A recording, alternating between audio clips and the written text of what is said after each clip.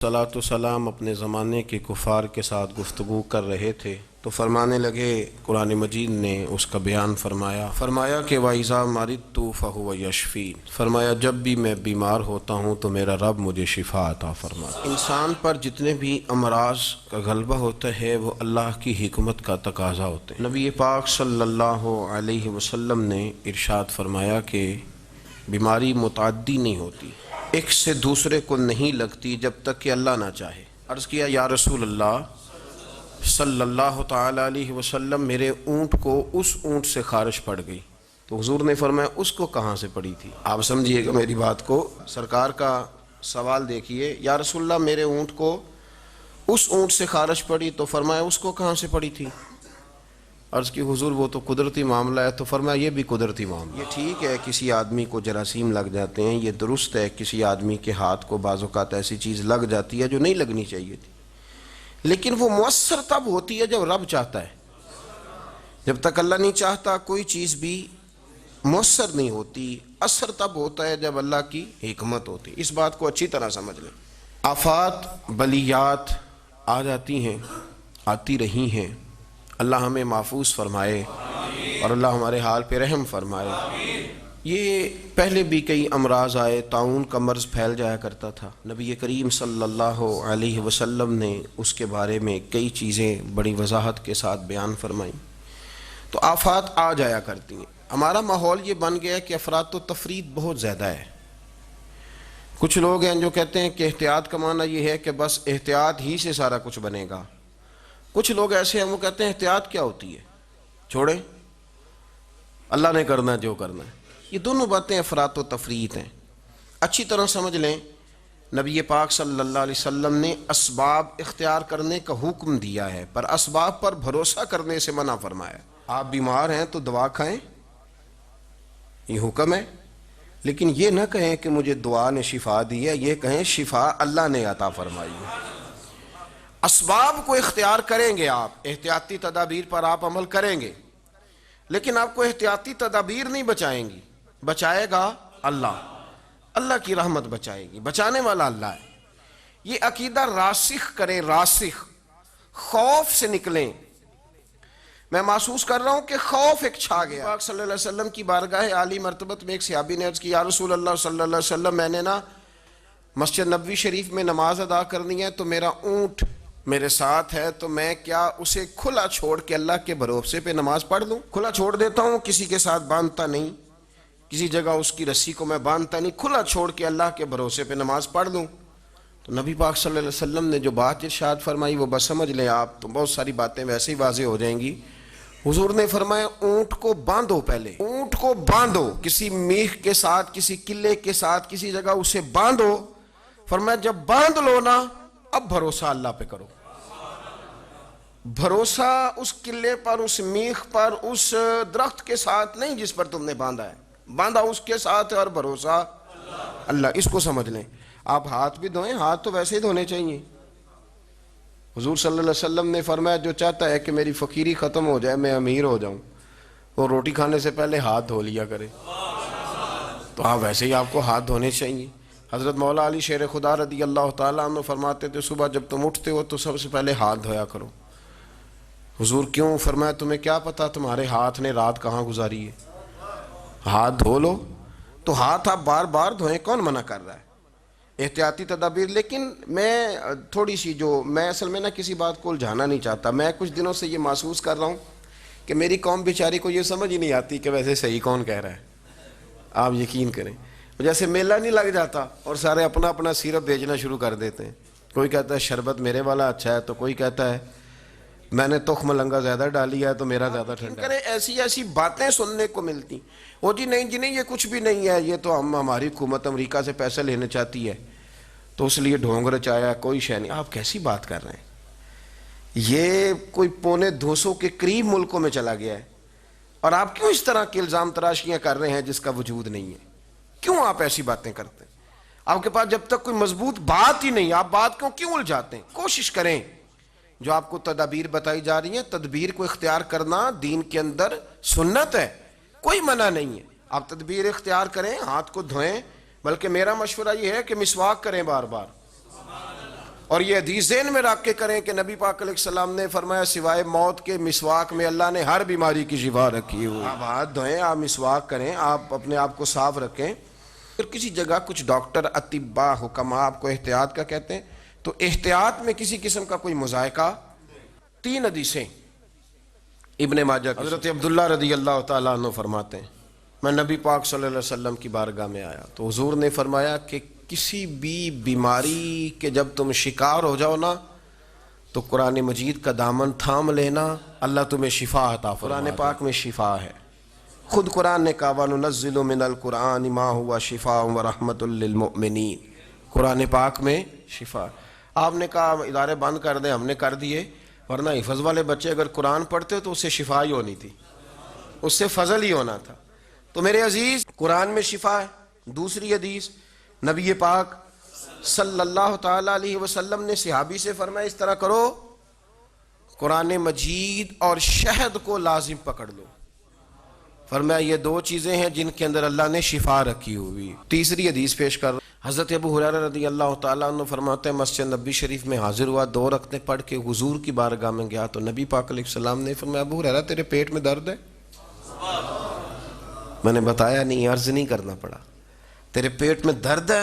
میں نے کہا حضور تکلیف میں ہوں. تو حضور نے فرمایا نماز پڑھ. فرمایا جب بندہ نماز پڑھتا ہے تو رب اسے شفا عطا فرماتا ہے. تو شہد میں شفا ہے، قرآن پاک کی تلاوت میں شفا ہے، اور نماز میں نماز پڑھیں اور خوب پڑھیں، اور گھر میں بھی پڑھیں اور مسجد میں بھی پڑھیں، خوب پڑھیں. نبی پاک علیہ السلام تو ہر آفت کے وقت نماز ہی پڑھتے تھے. سورج گرہن ہو جاتا تو حضور نماز کی نیت باندھ لیتے، چاند گرہن ہو جاتا تو نماز کی نیت باندھ لیتے، بارش نہیں ہوتی تو نماز شروع کر دیتے، بارشیں زیادہ ہو جاتی تو حضور پھر نماز شروع فرما دیتے. ہر موقع پر سرکار نماز پڑھتے. نماز کی طرف رجحان پیدا کریں، شوق پیدا کریں، قرآن پاک کی تلاوت کریں. گھروں میں جب قرآن پڑھا جائے گا تو بیماریاں دوڑ جائیں گی انشاءاللہ تعالی. حضور نے فرمایا سورہ فاتحہ میں شفا ہے. حضرت ابو سعید خدری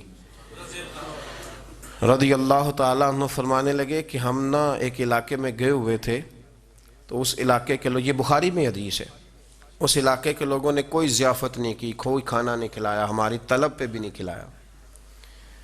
ہم لیٹے ہوئے تھے تو رات کو ایک شخص دوڑا دوڑا آیا، کہنے لگا تم میں سے کوئی دم درود کر لیتا ہے؟ ہم نے کہا کر لیتے ہیں. کہنے لگے سردار کو بچھو نے کاٹ لیا. تو ہم نے کہا دم مفت نہیں کریں گے. تم نے تو روٹی بھی نہیں پوچھی، کہا بھی ہے تو نہیں دی، مفت نہیں کریں گے، پیسے لگیں گے. اب آپ اس سے یہ دلیل نہ نکال لینا کہ دم کے پیسے لینے جائز ہے. فٹافٹ کل کو یہ بات شروع ہو جائے کہ انہوں نے بخاری پڑھی ہے جی.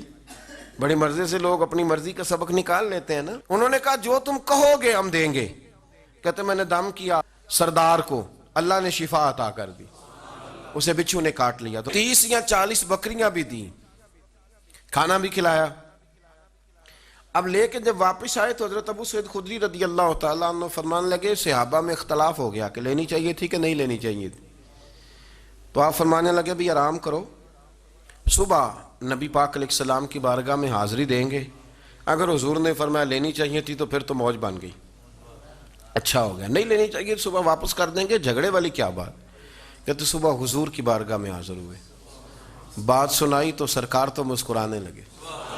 حضور فرمانے لگے ساری باتیں چھوڑو، بتاؤ پڑھا کیا تھا. عرض کی حضور آپ نے ہی فرمایا تھا سورہ فاتحہ میں شفا ہے. تو حضور فرمانے لگے پھر سورۃ فاتحہ میں نے سکھائی تھی نا تو میرا بھی حصہ نکالو. اس میں سے میرا بھی تو حصہ نکلتا ہے نا، جب سبق میں نے پڑھایا تھا، آدھی میری ہے اور آدھی تمہاری ہے، نکالو. تو بات کو سمجھ لیں کہ ہمارے پاس تو باقاعدہ طور پر ہمارے پاس وظائف ہیں.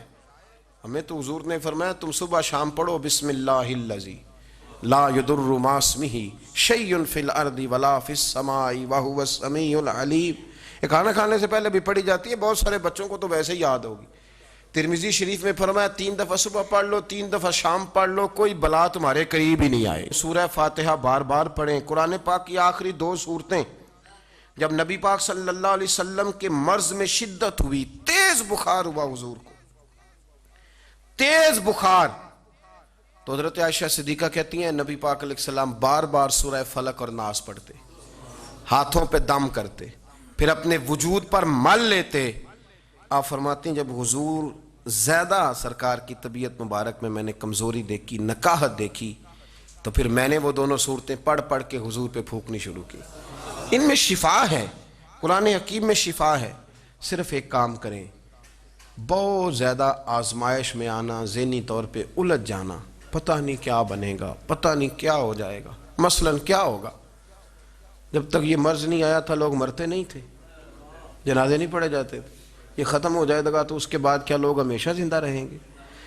اتنا مسلمان کے لیے تو میں نے پہلے بھی کہا تھا ایک دفعہ، ہر آدمی اجتماعی دعا بھی یہاں ہوگی، پر ہر آدمی تنہائی میں 2 رکعت نماز پڑھے اور یہ ذہن بنائے کہ رب کو میں نہیں منانا ہے اور وہ میرے کہنے سے ہی مان جائے گا۔